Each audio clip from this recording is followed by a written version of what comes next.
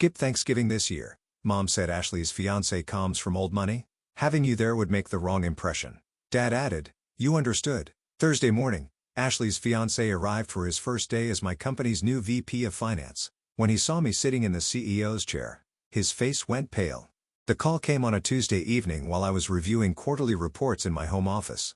Emma, honey, we need to talk about Thanksgiving. Mom began, her tone careful. Too careful. I minimized the spreadsheet showing our company's $340 million revenue projection. What's up? Well, Ashley's fiancé Harrison, his family is very established old Boston money. They have certain expectations about she doesn't want me there. I finished flatly. It's not like that, sweetie. It's just Harrison doesn't know about your situation. Ashley told him, our family is successful in having you there. Well, Mom trailed off. Dad's voice joined in. He'd been listening on speaker.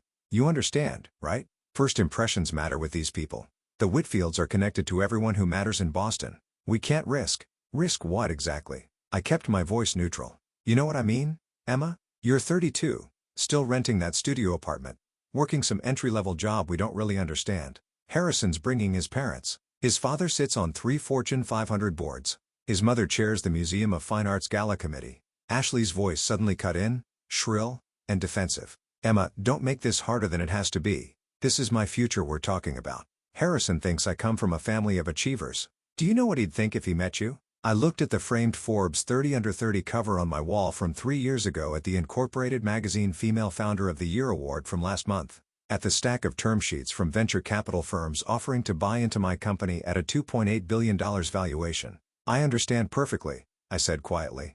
Oh, thank God. Mom sighed with relief. I knew you'd be reasonable about this. We'll do something special. Just the two of us. Maybe next weekend. Actually, I'll be in Singapore next weekend. Closing an acquisition.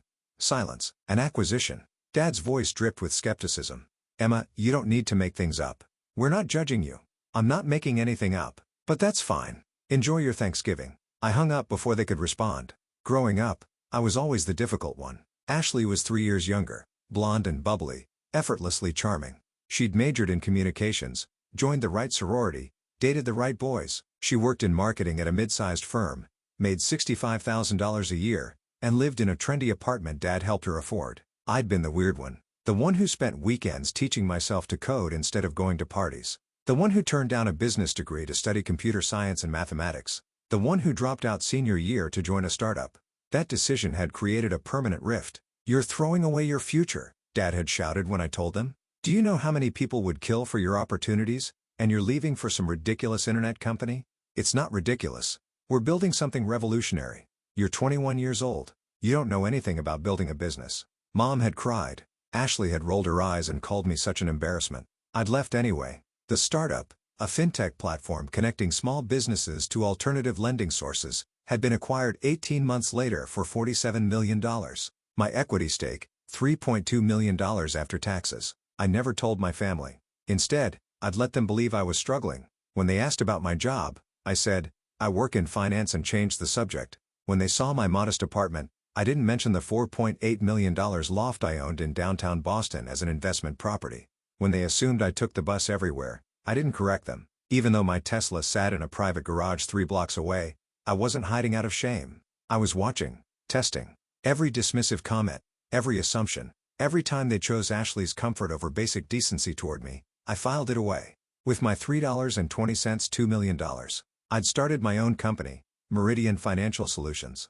We built AI-powered financial analytics tools for mid-market companies. Within 2 years, we had 37 clients and $8 million in revenue. Within 4 years, we had 300 clients across 12 countries and $340 million in revenue. I own 73% of the company. Last month, Goldman Sachs had valued us at $2.80 $8 billion in a preliminary acquisition discussion. I turned them down. We were worth more, and I knew it. My team knew who I was. My investors knew. My clients knew. The business press knew. I'd been profiled in Forbes, Fortune, Bloomberg, and the Wall Street Journal. My family had never asked enough questions to find out. The Tuesday after the Thanksgiving phone call, I had breakfast with my CFO, Marcus Chin. How's the Whitfield integration planning going? I asked, scrolling through the onboarding documents on my tablet. Marcus grinned. Smooth. Harrison Whitfield starts Thursday. His background is impressive. Harvard MBA, 3 years at McKinsey, 2 years in private equity, His father personally called to thank you for the opportunity. I nearly choked on my coffee. His father called. Yeah. Richard Whitfield himself. Apparently, Harrison's been trying to break out of the family's shadow, prove himself on his own merit. Richard said having his son work for a company as prestigious as Meridian was exactly what Harrison needed. The irony was suffocating. Harrison Whitfield, the man my sister was marrying, the man whose family was apparently too prestigious for me to meet, was joining my company, the company I'd built from nothing, the company I owned 73% of, and he had no idea his fiancée's embarrassing sister was the suit. Does Harrison know I'm the founder? I asked carefully. Marcus checked his notes. The offer letter was signed by me as CFO. Your name is listed on the corporate docs as E. Castellano. You might not have connected it. Why? No reason. Just curious about his prep level. By Wednesday, I'd made my decision. I called my executive assistant, Patricia. For Thursday's executive orientation, I want you to handle the morning session. Give Harrison the standard. So, welcome, but tell him I'm in back-to-back meetings until 2 p.m., then bring him to my office at 2:15. Any particular reason for the delay? Patricia had been with me for 4 years. She knew when I was strategizing. Let's just say I want to make sure his first day is memorable. Wednesday evening, Ashley posted engagement photos on Instagram. Her caption gushed about Harrison's family, their refined taste, their impeccable breeding, their standards of excellence. I screenshot the post for my records. Thursday morning, I arrived at Meridian headquarters at 6:30 a.m. Our offices occupied 4 floors of a glass tower in Boston's Sciaport district.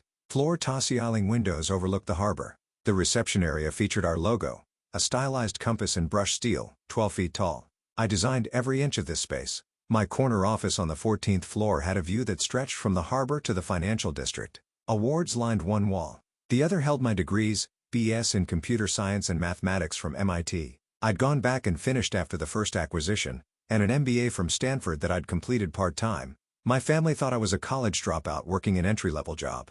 At 9 a.m., Patricia texted, Harrison Whitfield checked in. He's very impressed with the facilities, mentioned his father talked about Meridian at dinner last week. At 10:30 a.m., Harrison asked if he'd meet the co today. I told him, you have a packed schedule, but we'll make time this afternoon.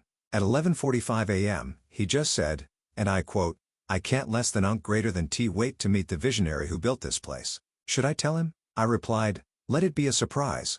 At 1 p.m., I reviewed Harrison's file one more time. Harvard MBA top 5% of his class.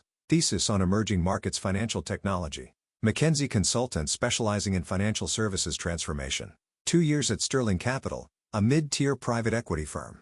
Solid credentials. He'd earned this position on merit, but he'd also stood by while my sister excluded me from Thanksgiving because I'd embarrass him. At 2:10 p.m., I straightened my Tom Ford blazer, checked that my Cartier watch was visible, and waited. Patricia's voice came through the intercom. Miss Castellano, your 215 is here. Send him in. I stood behind my desk, silly edited against the floor Tassie-Eiling windows, the Boston skyline glittering behind me. The door opened. Harrison Whitfield walked in wearing a navy Brooks Brothers suit, his Harvard class ring visible, his posture confident. He was tall, handsome in a conventional way with the easy smile of someone who'd never been told no. He extended his hand toward me, his expression friendly and professional. Then he actually looked at my face. The smile froze. The color drained from his cheeks. His hand, still extended, began to shake. You. His voice came out as a whisper. You're Emma. I smiled politely and shook his hand firmly. Harrison, welcome to Meridian Financial Solutions. I'm Emma Castellano, founder and co. Please have a seat. He didn't sit. He stood there, hand-sting like he'd seen a ghost. Ashley's sister, he said faintly. You're Ashley's sister, Emma. That's correct. Though I prefer to be known here as the founder and CEO of a company you just joined as VP of Finance. I released his hand and gestured to the chair. Shall we discuss your role? He sank into the chair, his face cycling through shock, confusion, and what looked like rising panic. I don't. Ashley said you were. He couldn't finish the sentence. What did Ashley say exactly? I kept my voice pleasant, professional. I sat down and folded my hands on my desk.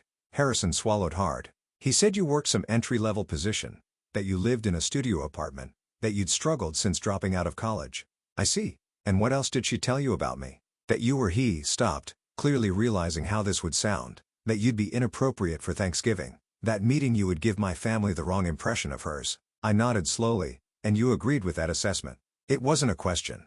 Harrison's face flushed. I trusted Ashley's judgment about her own family. I didn't think to question. You didn't think to question why someone's own sister would be excluded from a family holiday. I kept my tone level, letting the words speak for themselves. Miss Castellano, I had no idea that you were what? Successful, educated, worth taking seriously. I opened a folder on my desk. Let's discuss your role here, shall we? As VP of Finance, you'll oversee our financial planning, analysis, and reporting functions. You'll work directly with Marcus Chin, our CFO, and you'll report to him. Indirectly, you report to me as I maintain final approval on all strategic financial decisions. Harrison's face had gone from pale to flushed. I need to call Ashley. You can call her during your lunch break. Right now, we're in an orientation meeting. I slid a document across the desk. This is your 30-day roadmap. I expect weekly progress reports every Monday by 9 a.m. questions. He stared at the document without seeing it. Does Ashley know you own this company? Ashley has never asked what I do for a living beyond my vague answer of finance. Neither has anyone else in my family. They made assumptions and I saw no reason to correct them. I leaned back in my chair. Now, about your first project. We're analyzing the acquisition of a European fintech firm. I need your assessment of their capital structure by next Wednesday. Miss Castellano. Harrison's voice cracked. I don't know what to say. You don't need to say anything, Harrison. You need to do your job. The job you earned on your own merit based on your Harvard MBA and your McKinsey experience. The job that has nothing to do with who you're marrying or which family you come from. I met his eyes directly. I hired you because you're qualified. What happens between you and my family is irrelevant to your performance here. Clear? He nodded mutely. Good. Patricia will show you to your office. Welcome to Meridian. Harrison didn't make it through the afternoon. At 4:47 p.m., my phone lit up with a call from Ashley. I let it ring through to voicemail. 30 seconds later, she called again. I answered on the fifth ring. This is Emma. What the hell did you do? Ashley's scream was so loud I had to pull the phone away from my ear. I'm in the middle of a workday. Ashley, can this wait? Can this? You humiliated Harrison. He came home in the middle of his first day, completely hysterical, saying you're his boss, that you own the company he just joined. What kind of sick game are you playing? I put her on speaker and continued typing an email. I'm not playing any game. Harrison was hired 6 weeks ago based on his qualifications. His start date was scheduled for today. I'm not sure what's confusing about this. You knew he was my fiancé. I became aware of your engagement 3 weeks ago when you posted about it on Instagram. At that point, Harrison had already signed his offer letter, negotiated his compensation, and completed his background check. Was I supposed to resend a job offer from a qualified candidate because my sister decided to get engaged to him? You should have told me. I was uninvited from Thanksgiving, remember? For being too embarrassing to meet Harrison's family. I wasn't aware I owed you detailed updates about my company's hiring decisions. Silence on the other end. Then Mom said you worked some basic finance job. Mom never asked. Neither did you. Neither did Dad. I stopped typing and picked up the phone. Ashley, I have a 5 p.m. call with our London office. Was there something else? Harrison is devastated. He's talking about resigning. That would be unfortunate. He's a strong hirer and we have a probationary period in his contract. If he resigns in the first 90 days, he forfeits his signing bonus and his unvested equity. I paused. That's $200,000 in cash and stock options that would vest to $1.80 $8 million over 4 years at our current valuation. But it's his choice. Emma, you can't do this to him. I'm not doing anything to him. I'm offering him an excellent position with competitive compensation at a rapidly growing company. What you're asking me to do is fire a qualified employee because it's inconvenient for you. The answer is no. Then he'll find another job. He's welcome to try. Though I should mention that in Boston's fintech sector, which is where his expertise lies, Meridian is considered the most prestigious employer outside of the big banks. His father called Marcus personally to say how proud he was that Harrison got this position. Another silence. His father, he knows. Richard Whitfield called our CFO Tuesday morning. He said, and I quote, having Harrison work for a company as prestigious as Meridian is exactly the opportunity he needs to establish himself independently. It was a lovely conversation. Marcus sent me the notes. I could hear Ashley breathing heavily on the other end. You're doing this to punish me, she said finally. Actually, Ashley, I'm doing my job. Harrison's employment has nothing to do with you. What I find interesting is that you immediately assumed his career should revolve around your comfort rather than his own professional development. I need to call Mom. Good luck with that. I have to go. I hung up. My phone exploded.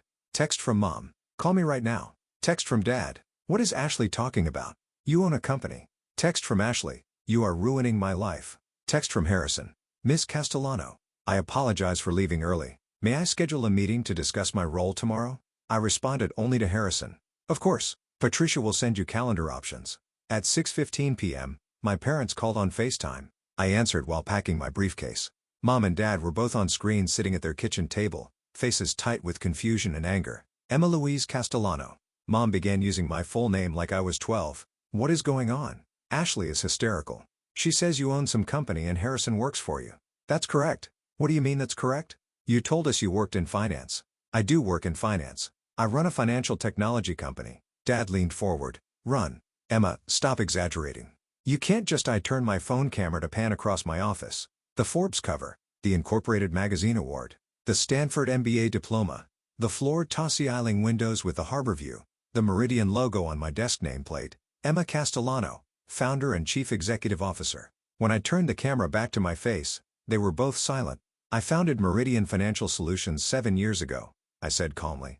We provide AI-powered financial analytics to mid-market companies globally. We have 300 clients in 12 countries. Last year's revenue was $340 million. We employed $270 people. Goldman Sachs recently valued the company at $2.8 billion. I own 73% of it. Mom's mouth opened and closed. No sound came out. Dad found his voice first. That's not possible. You dropped out of college. You live in a studio apartment. I finished my degree at MIT after my first company was acquired for $47 million. I completed my MBA at Stanford while building Meridian. The studio apartment is where I stay when I work late. I own it. I also own a $4.8 million loft downtown, a house in Cambridge, and a vacation property in Vermont. I'm sorry you found my living situation so disappointing. Your first company? Mom whispered. The startup I joined at 21. The one Dad called a ridiculous internet company. We were acquired 18 months later. My equity was worth $3.2 million after taxes. I used it to start Meridian. Dad's face had gone red. Why didn't you tell us? You never asked. You assumed I was struggling and I let you assume it. I wanted to see how you'd treat me when you thought I was the family failure. That's not fair. Mom protested. We never said you uninvited me from Thanksgiving because I'd embarrass Ashley's fiancé. You told me my presence would give his family the wrong impression of yours. You chose Ashley's comfort over my basic inclusion in a family holiday. My voice stayed level. I wasn't hiding my success from you. I was testing whether you valued me as a person or only as a status symbol. We were trying to help Ashley. You were prioritizing her image over my dignity. There's a difference. Ashley's voice suddenly joined the call. She'd walked into their kitchen. This is insane. You let us think you were some loser working a dead-end job. And all along you were what? Laughing at us. I wasn't laughing, Ashley. I was watching, Bernie. Every dismissive comment. Every assumption. Every time you chose convenience over kindness, I remembered. You're punishing us. No, I'm running my company. Harrison is an employee who earned his position on merit. If you're upset that your fiancé works for your sister, that's between you and him. It has nothing to do with me. He wants to quit. Then he'll forfeit $200,000 in immediate compensation and nearly $2 million in long-term equity. His choice. Dad slammed his hand on the table. Emma, you need to fix this. Fire him or transfer him or something. You can't expect Harrison to work for you after the Thanksgiving situation. Why not? His employment contract is clear. His performance expectations are standard. He's qualified for the role. The only issue is that you're all uncomfortable with reality. Emma, please. Mom's voice cracked. This is Ashley's future. Her marriage. Don't destroy it because you're angry with us. I stopped packing my briefcase and looked directly at the camera. I'm not destroying anything, Mom. You are. You decided I was too embarrassing to attend a family holiday. You decided my presence would harm Ashley's relationship. You decided my worth as a family member was less important than impressing people you'd never met. I picked up my phone. Harrison's employment isn't the problem. Your values are. That's not we didn't mean. You absolutely meant it. You said it explicitly. And now you're facing a consequence you didn't anticipate. The sister you dismissed as a failure is actually successful and that success is inconvenient for you. Ashley grabbed the phone for Mom. Her face filled the screen. Mascara running. I hate you. You did this on purpose. You hired Harrison just to humiliate me. Ashley, I hired Harrison 6 weeks ago. You got engaged 3 weeks ago. I didn't orchestrate your fiancé applying to my company, but I'm also not going to sabotage my own business because you find reality uncomfortable. Then I'll tell Harrison to quit. He will if I ask him to. That's between you and Harrison. But you should know that his father is incredibly proud of this position. Richard Whitfield personally called to express his gratitude that his son was joining such a prestigious firm. If Harrison quits for no professional reason, his father will want to know why. Ashley's face went pale. You talked to his father? My CFO did. Apparently, Richard has been hoping Harrison would break out of the family business expectations and prove himself independently. This job represents exactly that opportunity. I imagine Richard would be very disappointed if Harrison walked away from it. You're backing me into a corner. No, Ashley. I'm standing in a corner. I built. You're the one who walked into it. I hung up. The next morning, Harrison arrived at 8 a.m. sharp. Patricia escorted him to my office. He looked like he hadn't slept, but he was dressed professionally, carrying a leather portfolio, his expression serious. Miss Castellano, thank you for seeing me. Of course. Sit down. He sat back straight, meeting my eyes directly. I want to apologize for yesterday. Leaving early was unprofessional. It won't happen again. Apology accepted. Is there anything else? He hesitated. Ashley asked me to resign. I'm aware. What did you tell her? I told her no. He took a breath. I spent last night reviewing Meridian's financials, reading your interviews, researching your background. You built something extraordinary. This position represents exactly the kind of challenge I've been looking for. The opportunity to prove myself outside my family's shadow. I'm not walking away from that because my fiancé is uncomfortable. I nodded slowly. And what happens when she continues to pressure you? Then we'll need to have a serious conversation about our relationship, because if she expects me to sacrifice my career advancement to protect her pride, we have bigger problems than who my boss is. Fair enough. One rule, Harrison. What happens in this office stays in this office. I don't discuss my family with employees, and I don't want office politics bleeding into Thanksgiving dinners, if I'm ever invited to one again. A ghost of a smile crossed his face. Understood. Good. Now, about that European acquisition analysis. We worked until noon. Harrison was sharp, asked intelligent questions, caught details other analysts had missed. He'd earned this job, and he was proving it. At 12:30, as he was leaving my office, he paused at the door. Miss Castellano, for what it's worth, I'm sorry about the Thanksgiving thing. I should have questioned why Ashley was excluding her own sister. I should have insisted on meeting you. I let social climbing override basic decency, and that's on me. Harrison, I appreciate that, but understand something. I didn't hire you to punish my family, but I'm also not going to manage my company around their comfort. You do your job well. You'll have a fantastic career here. But don't expect me to make this easier for Ashley. She made her choices. Now she lives with them. Fair enough. He left. At 1 p.m., my phone rang. Unknown Boston number. Emma Castellano. Miss Castellano, this is Richard Whitfield, Harrison's father. I sat up straighter. Mr. Whitfield, how can I help you? I understand there's been some confusion regarding my son's employment with your firm. Has there? My future daughter-in-law called this morning quite upset. She seemed to be under the impression that Harrison should resign from Meridian because of a family conflict. His voice was cool, measured. I wanted to reach out personally to clarify my position on this matter. I appreciate you calling, Miss Castellano. I've spent my career watching young people sacrifice genuine opportunity for social convenience. When Harrison told me he'd been offered a VP position at Meridian, I was thrilled. Your company represents the future of financial technology. Working under your leadership is exactly what he needs. I'm glad you think so. I also understand that you're Ashley's sister, the sister who apparently wasn't suitable for Thanksgiving dinner. I said nothing. My son made a poor judgment call in supporting that decision. He knows it. I know it. And now he has the opportunity to prove that his professional judgment is better than his social judgment. I trust he'll take that opportunity seriously. He's been very professional so far. Good. And Miss Castellano, if my future daughter-in-law continues to pressure Harrison to resign, she and I will have a very different kind of conversation. I don't tolerate my family throwing away real achievement for imaginary status. Harrison works for you because he earned it. That's the end of the discussion. I appreciate you sharing that, Mr. Whitfield. One more thing. My wife and I would like to invite you to dinner next week. Not as Harrison's boss, but as Ashley's sister. We'd like to meet you properly, given that you'll be family soon. I smiled. I'd be honored. After we hung up, I texted Ashley. Had a lovely conversation with Richard Whitfield. He and his wife invited me to dinner next week. I accepted. Her response came in seconds.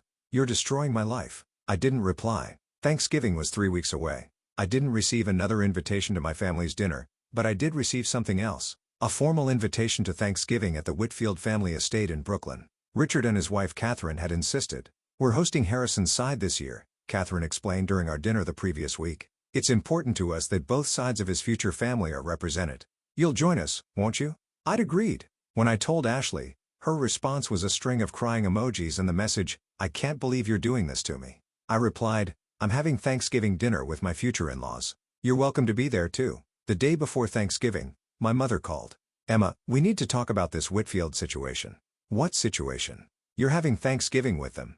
Ashley is beside herself. "Mom, they invited me." I accepted. Ashley was also invited. She can accept or decline as she chooses. But she feels like you're taking over her relationship. I'm attending a family dinner I was actually invited to, unlike the one I was excluded from. I'm not sure why that's taking over anything. Silence. Then quietly, your father and I would like to see you before Thanksgiving. Could you come to dinner this week? Why? Because we need to talk. Really talk about everything. I considered Monday 7:00 p.m. I'll come to the house. Thank you. Monday evening, I drove to my parents' house in my Tesla. The same house I'd grown up in. The same driveway where Dad had yelled at me for dropping out of college. They were waiting in the living room, both of them looking older than I remembered, more tired. Thank you for coming, Mom said. I sat in the armchair across from them. You said we needed to talk. Dad spoke first. We spent the last 3 weeks reading about you. Your company, your achievements, the interviews, the awards, He stopped. We had no idea. You never asked. That's not fair. Mom protested. You told us you worked in finance. You let us think. I let you think exactly what you wanted to think. That I was struggling. That I'd failed. That dropping out was the disaster you predicted. I leaned forward. Do you know why I let you think that? They said nothing. Because I wanted to know if you'd love me without the success. If you'd value me as a person, not as a trophy. And you showed me the answer. You didn't. That's not true, Dad said. But his voice lacked conviction. Dad, you told me I was throwing away my future. Mom cried like I was dying. For 11 years, you treated me like a disappointment. And the moment it became inconvenient for Ashley, you uninvited me from a family holiday. We thought we were helping Ashley. You chose her comfort over my dignity. You decided my presence would embarrass her fiancé. You prioritized the opinion of people you'd never met over your own daughter's inclusion in her own family. I stood. And now that you know I'm successful, now that I'm someone worth knowing, you want to really talk.